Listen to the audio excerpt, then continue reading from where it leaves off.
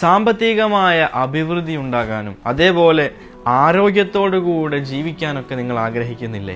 പരിശുദ്ധമായ ദുൽഹജ്ജ് മാസത്തിലെ ആദ്യത്തെ 10 ദിവസത്തെ പരിഗണിക്കുന്ന മനുഷ്യൻ, ആ 10 ദിവസത്തെ ബഹുമാനിക്കുന്ന മനുഷ്യർക്ക് അല്ലാഹു തആല ഒരുപാട് നേട്ടങ്ങൾ നൽകുന്നതാണ്.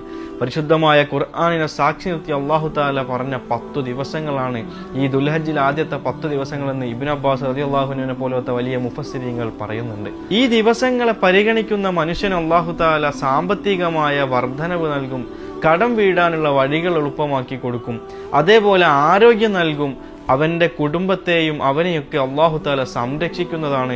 അള്ളാഹുവിന്റെ അടുക്കൽ അവന് വലിയ സ്ഥാനം നൽകുന്നതാണ്. അതേപോലെ തന്നെ നരകമോചനം നൽകുന്നതാണ്. നന്മയും തിന്മയും തൂക്കുമ്പോൾ നന്മയുടെ ഭാരം അധികരിക്കുന്നതാണ്. അതേപോലെ മരണവേദന ലഘൂകരിച്ചു കൊടുക്കുന്നതാണ്. ഈ 10 ദിവസങ്ങളിൽ എത്ര കണ്ട് നാം സൽക്കർമ്മങ്ങൾ ചെയ്യുന്നു അതിനെല്ലാം അല്ലാഹു തആല നമുക്ക് ഇരട്ടിയായി പ്രതിഫലം നൽകുന്നതാണ്. അല്ലാഹു തആല ഒരുപാട് സൽക്കർമ്മങ്ങൾ ചെയ്യാൻ നമുക്ക് തൗഫീക്ക് നൽകുമാറാവട്ടെ.